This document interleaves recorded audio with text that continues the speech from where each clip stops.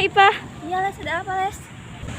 Ipah, tolong bilangin ya ke bagian finishing nanti cetak logo Doraemon. Tapi sore ini harus jadi. Ya siap Les. Kasih ya, Pak. Ya. Tadi Lesnya bilang apa ya? Doraemon, Pokemon. Doraemon atau Pokemon ya? Tapi bilangnya Pokemon.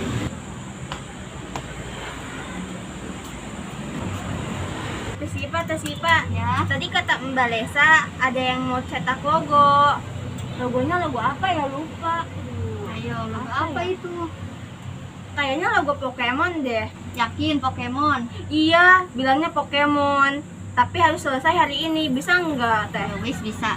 Oh ya udah ya.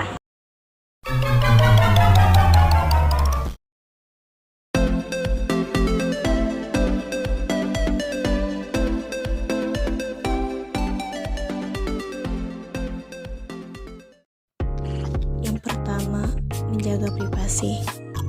Jika sedang melakukan pembicaraan dengan salah satu karyawan, maka cobalah untuk mengajaknya ke ruangan. Yang kedua, fokus pada pembicaraan. Yang ketiga, jangan coba bermain baca pikiran. Yang keempat, dengarkan orang berbicara sampai selesai. Nah, dan yang terakhir, punya kesimpulan.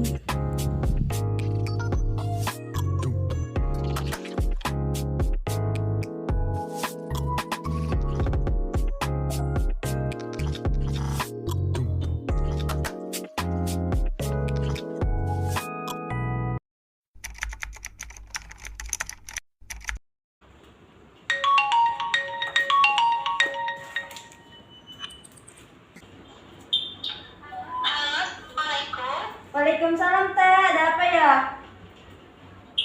Gimana persiapan untuk pameran? Udah berjalan sampai mana? Iya Teh, kita lagi diskusin untuk pameran nanti ya. Kalau sudah selesai, kita infokan lagi ke Teteh. Oke, saya cuma menanyakan sudah sejauh mana persiapan kalian untuk pameran ini. Saya harap juga di pameran ini dibuat persiapannya semaksimal mungkin, terus semenarik mungkin ya. Iya Teh, nanti aku chat Teteh lagi buat info pameran lebih lanjut. Oke, terima kasih. Assalamualaikum. Waalaikumsalam Teh. Oh iya, tadi siapa yang nelfon?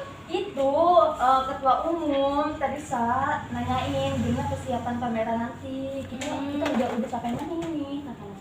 Kalau menurut aku sih, kan kita mau adain pameran nih. Jadi gimana caranya kita orang-orang itu biar tahu nih kalau kita ngadain pameran, kayak misalkan kita nyebarin brosur atau lewat online, kayak gimana tuh? Gimana? Di masa pandemi ini kan, kita harus membatasi pengunjung yang datang nanti di pameran. Terus itu gimana kita solusinya? Ya, kita harus patuhi protokol kesehatan dari pemerintah. Kayak kita nyediain tempat cuci tangan, terus kita nyediain tempat masker juga. Ya, terus sama kita batasi pengunjung, ya, membatasi jarak seperti itu ya. Terus ini pameran ini masalah dana ada kendala tidak? Kalau kendala dana sih mungkin kita pakai proposal kali ya, buat ke perusahaan-perusahaan besar kayak gitu, buat cari sponsor gitu deh. Oke, udah ini ya persiapan alat-alat dan dana. Untuk dana kita ajukan ke perusahaan-perusahaan lain, udah kan? Iya. Udah, jadi selesai kita permasalahannya. Nanti aku kabarin lagi ke ketum bahwa rencana buat pameran itu udah selesai. Iya. Untuk mengetahui apa itu komunikasi bisnis.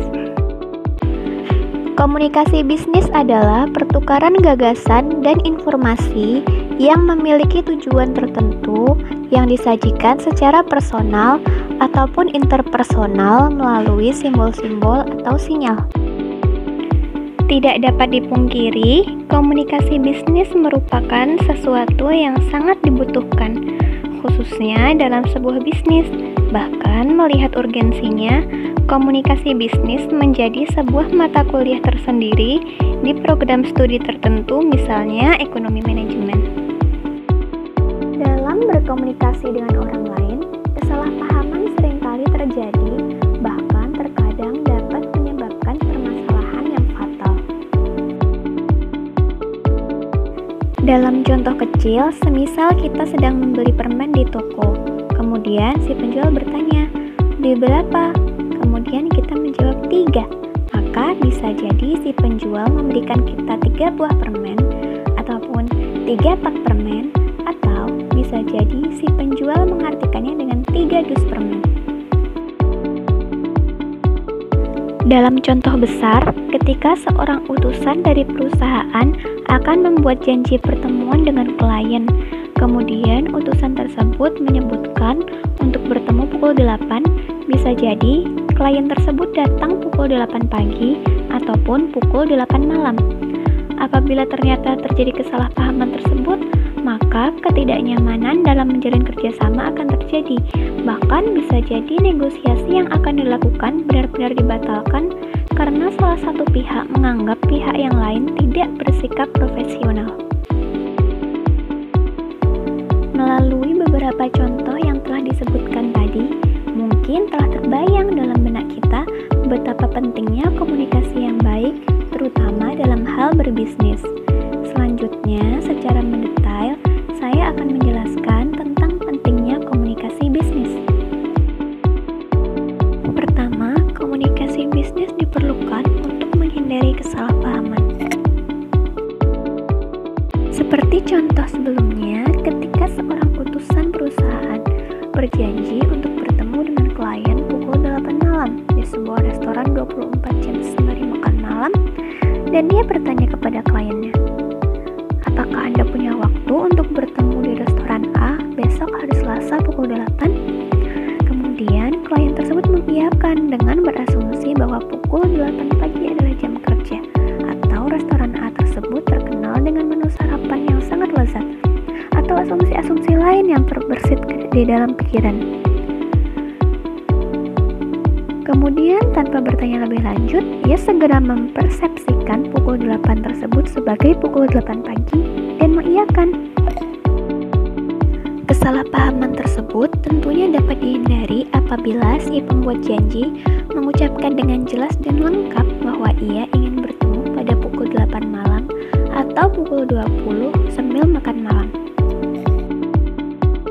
Dalam contoh ini, peran komunikasi bisnis dalam meminimalisasi kesalahpahaman dapat dimengerti karena salah satu materi pembelajaran dalam komunikasi bisnis adalah komunikasi efektif. Komunikasi efektif berarti bagaimana pesan atau informasi yang disampaikan oleh komunikan dapat dipahami dan menghasilkan efek yang sesuai dengan tujuan dilakukannya komunikasi. Kedua, komunikasi bisnis membantu kita dalam membangun tim bisnis. Dalam sebuah kerja tim, komunikasi tentu tidak bisa lepas dari suatu kelompok kerja. Ketika komunikasi yang dilakukan antara anggota bersifat efektif, maka kinerja tim juga akan lebih baik, lebih cepat, serta lebih tepat. Sebab masing-masing anggota telah memahami apa yang harus mereka lakukan. Seorang pimpinan yang selalu mengkomunikasikan tentang target kerja dengan jelas dan dengan cara yang baik tentu akan lebih disenangi daripada seorang pimpinan